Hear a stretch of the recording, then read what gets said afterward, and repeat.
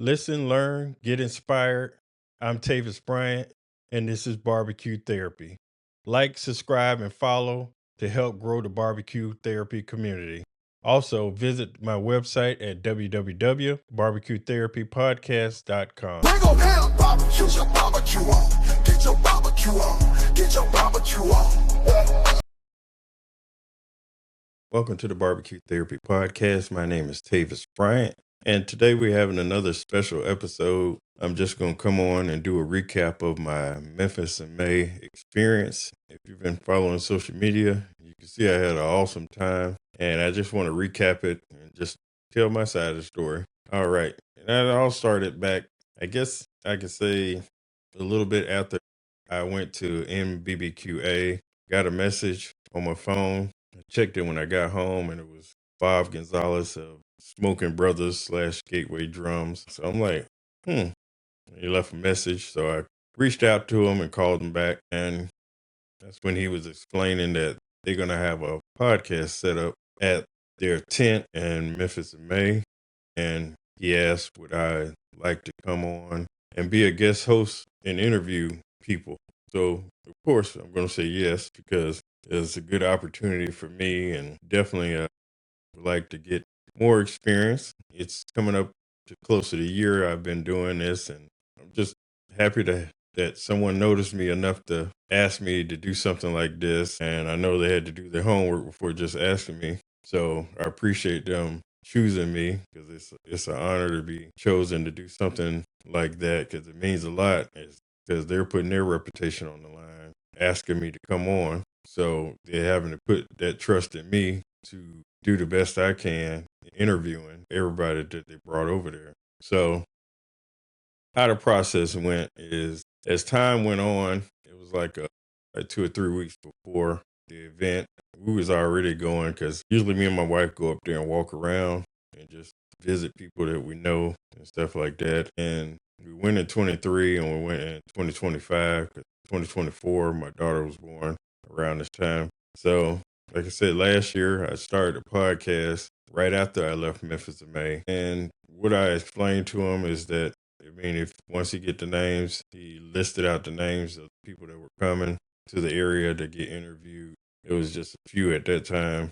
And as we went on, he kept giving me names. So me, I like I said, and I've said numerous times on the podcast, I like to be prepared for anything I do. So that's when each time he gave me a name, I would come up with like a 25-minute interview for him, because I don't want to half do anything, because I'm representing me and I'm representing Smoking Brothers / Gateway. So I definitely wanted to be on my game, as well as show people that may haven't heard of me or haven't took the time to listen to any of my episodes, to let them know that, hey, I take this seriously and I'm about business. And as time went on, as he sent names, I kept making interviews, and then he sent pictures of the double wide. I thought it was awesome, and that was a good setup that they had there. So as time came on, I had to add an extra night to my stay, because I was just staying. I was coming in on Friday and Saturday like we normally do, but once he offered me this, I added Thursday on. So I started getting ready, because I already had planned to come out there. I was going to bring my equipment to see if I could set up somewhere and maybe record. I didn't know specifically where, but I had some stuff that I bought to be mobile, but this was right on time. And also, I had bought the chain that I wore in all the pictures I took. I bought that in advance, because I was going to wear it myself when I walked around with me and my wife, just to unveil and promote the podcast. Because anybody know me, I'm always promote until everybody's able to recognize me. I'm gonna keep promoting and keep promoting and keep promoting. So as time went on, it was time to go out there. I was going to go out there and get there around noontime, but I decided to get there early. So that Thursday I missed the Wednesday, anything that they did Wednesday, but I left out early enough to try to get there on Thursday to have enough time to get set up, see what the game plan was, and how they was going to orchestrate the idea. So I got up at 2 in the morning, left out the house at 3, and drove all the way up to Memphis. My wife got ill at the time, so I was supposed to bring everybody, but I had to go on my own. So that's why I left so early. But I got there about 9 o'clock or so. Because good thing that the time difference, there's a time zone difference. So that helps out a lot also. But I still didn't get the rest. They allowed me to check in my room. So I just came in there and brought all my stuff and got the stuff I was going to take to the event and left out and went there. And that's when I met the group, Brian and Bob and everybody else from Smoking Brothers Gateway. They gave me a rundown on the process of they was going to bring different people for me to interview. I had my list and I printed out all my papers. I'm old school, so I printed out each interview for each person that I was supposed to interview. And I had a couple of universal ones that I was going to use if different people came, but I really didn't use those. I just figured it out as I went along. Out of all the interviews that I had prepped, I would say half of them I didn't get to use. A lot of people were busy during the event, so it was fine. But in all, I did almost 40 interviews in 2 days, and you never know what you could do until you do it. Because I've never done live as far as me interviewing. I've been on a guest on one podcast, Johnny Maggs, Pit Life Barbecue, but I've never interviewed anybody myself live. So I definitely wanted to see if I was able to do that and just show everybody what I can do. I can't pass up no opportunity, especially some of the names that were coming through there. So once we got started, I was tired, but I shook it off and jumped in there and started interviewing and got more comfortable. Their crew was great and very helpful, and the hospitality was awesome also. They continued to ask me did I need anything and was I hungry or anything like that. And but my thing is I'm fine. I go with the flow. The only thing I ask for is the media pass so I can get in, and they was able to get that for me so I wouldn't have to deal with getting harassed at the front gate coming with my backpack and stuff. So once we got to going, everything was flowing the first night. I was exhausted, but I pushed through and got the first set of interviews done. I didn't get to walk around and see anything that much, but it was cool because, like I said, like I told them that business first, I still have time to go venture off and see people. So at the end of the first night, while everybody went to awards, that's when I went on and went to the hotel so I could rest up for the next day because I know it was a full day because I think I went from like 12 to maybe 5 to 30 on the Thursday. And I know the next day, which was Friday, I was going to have to start at 8:30 in the morning interviewing. And I wanted to make sure I was at least somewhat rested for the long day. And so I got up, got there in the morning and got set up and we was rocking and rolling the whole day. And, sometimes when you get in your groove, it kind of boosts your confidence when the first few go well. I started up with Sunny Lynn and then Tuffy. And then from then on, it felt natural just doing the live videos, and I enjoyed talking to the kids. That was a very fun part of it. Just a lot of them getting their first interview live, so that was fun and entertaining. And I I like how it boosted their confidence and stuff like that. Also, I got an opportunity to interview a lot of people that I normally, just probably had on a wish list. Those who probably scroll or have scrolled through past my email, but I love it in this format because Smoking Brothers Connections allowed me to show what I have and interview people that I had on the bucket list and show that I take this seriously and gave each person a unique interview and that I put my all into this. And like I said, I had to pat myself on the back because sometimes when you put in situation, you unlock skills that you didn't know you had.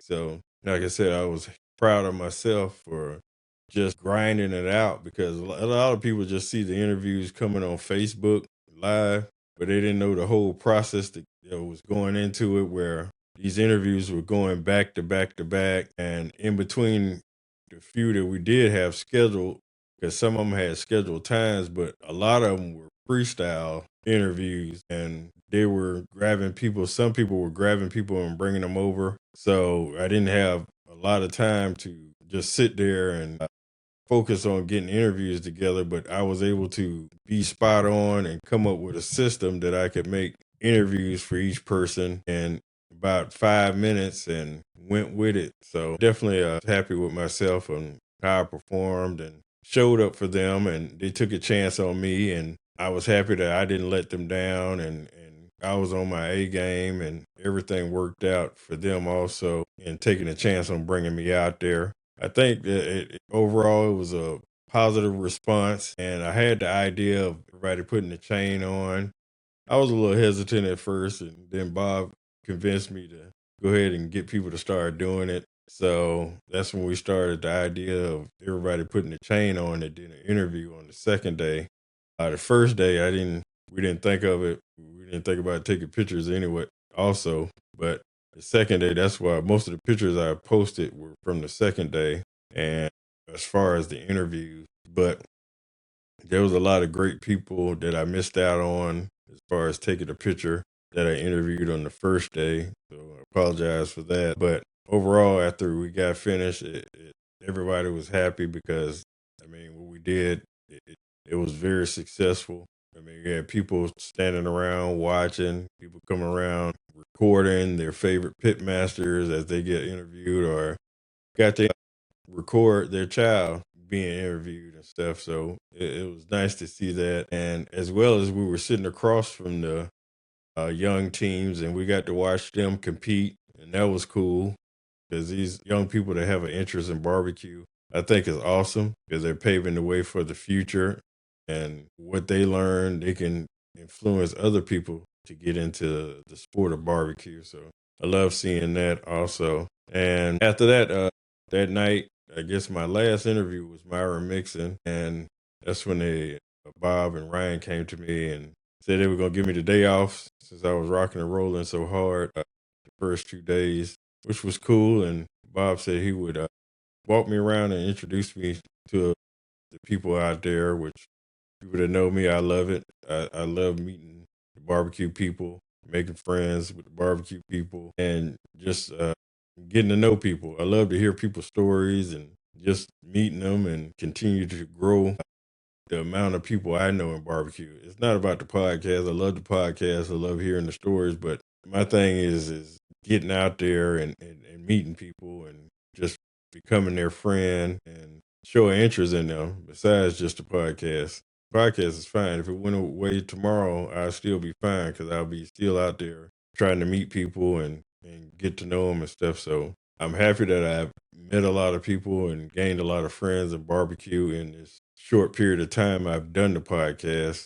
But along the way, I have been meeting more and more people. Like you already know that I've taken numerous classes and part of GBA and KCBS and stuff like that. But I go walk around competitions and judge a few contests also. So it's all about just growing your barbecue network and seeing what you can do to help people, as well as, I mean, people offer to help you and stuff like this case in point where they offered me.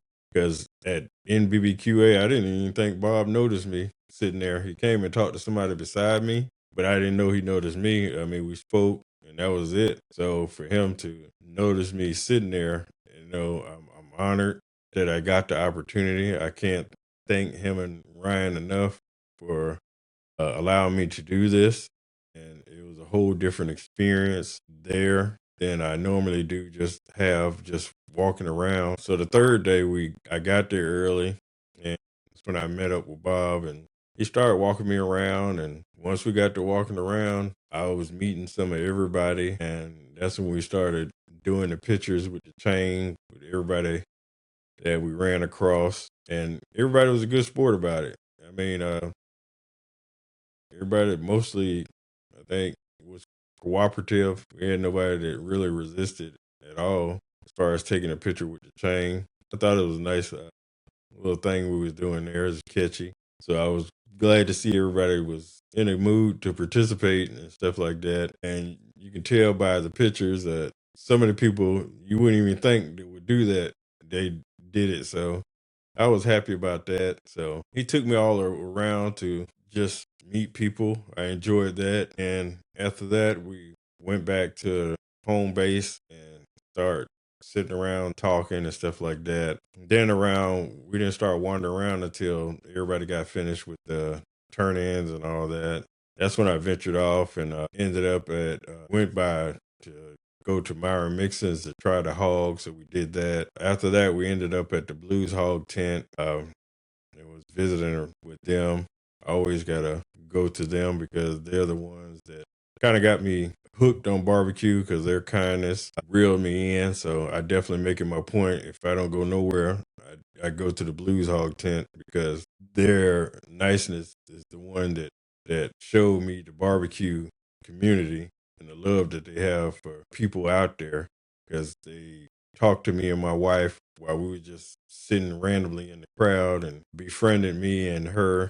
I don't take that lightly, and it means the world to me because I'm somebody that's looking to get into competing and all that, and by them doing that, it helped motivate me to stick with it as well as the following the year. I guess 2 years later, when I got to meet Tim and all that, and he asked to be on the podcast, and that's when I went home and started the podcast. He helped motivate me into starting the podcast just by asking to be on it. So that's how that came about. But I've been rolling ever since, and just working hard to promote the barbecue community. And I try to be different from other people's podcasts. I don't want to do the same flow as everybody else. I try to get out there and meet people and introduce myself to people. And I love doing a podcast, like I said, but staying in the studio is not my thing. It's nice to see them on the screen, but it's better to see people in person and see how they really are. So that's what I just love about barbecue. And I was able to, while I was at the Blues Hog tent, I was able to get some of the hog that they had there. And yes, sir, I definitely took me some to the house. I was happy that I drove, so I got to keep it cool, put it in the cooler, and take it on to the house. It's sitting in the freezer right now. But it after that, I kind of walked around and went back to the home base, and after that, I started getting tired. So we sat there, and they started to go to the meat whiskey area to eat, and that's when I said I was going to go back to the room. But overall, I just want to say that I thank everybody for their hospitality and kindness. Smoking Brothers Gateway, definitely Bob Gonzalez, Ryan,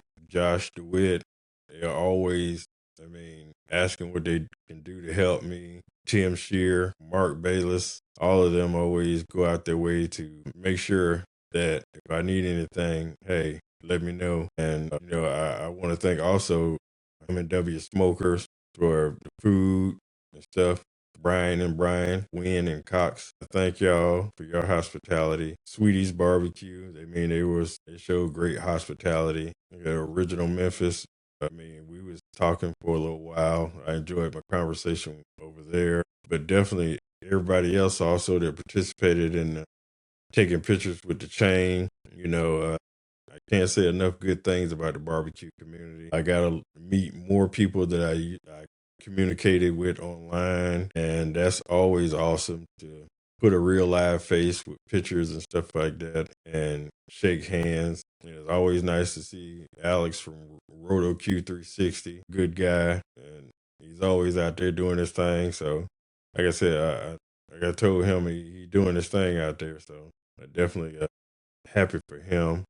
Always promoting himself and his product, and you know, uh, so hopefully my goal is to continue on to be able to do things like this. So we'll see how it goes, as well as I want to look into maybe emceeing events, calling out awards, or hosting award dinners and stuff like that. So I'm gonna get my paperwork together for, I guess, resume wise, as far as something I can have to present to some of these organizations and stuff to promote myself. And all it takes is one, because once I get one, I'm able to show what I bring to the table and what I offer. So I look forward to doing that. I'm not going to say if I do it, I say when I do it.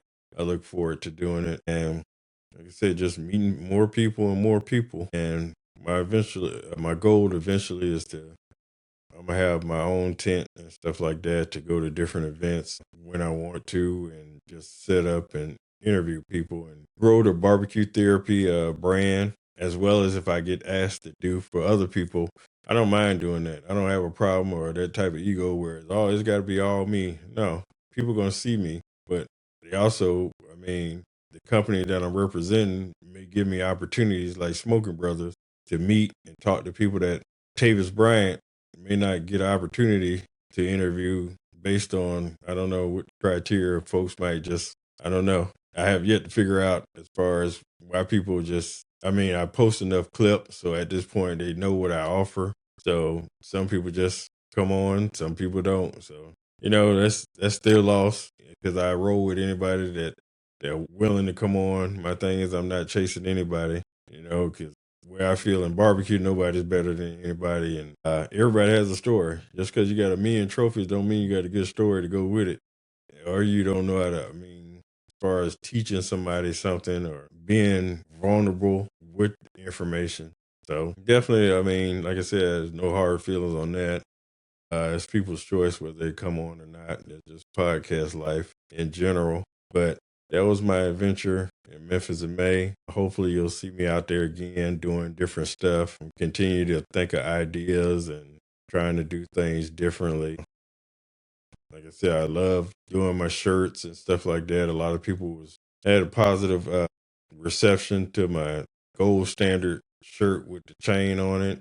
So I'm gonna eventually start selling those and see how that goes when I open my store on my website. I got a few other ideas for shirts that I'm gonna put out there. But in the meantime, I hope you continue to enjoy my podcast, as well as tell somebody else about the podcast, and keep listening and keep growing and keep being motivated and inspired, so we can keep growing this barbecue community and get more and more people interested in the sport of competition barbecue, regular barbecue, restaurant, backyard, any type of barbecue. So when you run into somebody, please be positive with it and help them out. It doesn't hurt. It doesn't hurt to talk to somebody, give them some information. It sticks with them and goes with them a long time.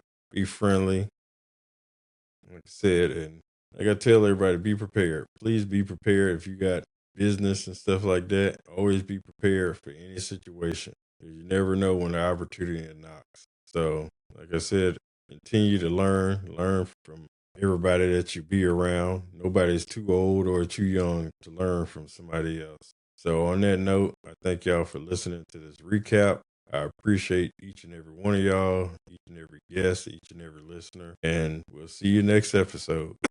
Thank you for joining us for another therapy session. And remember, like, follow, and subscribe to help the barbecue therapy community.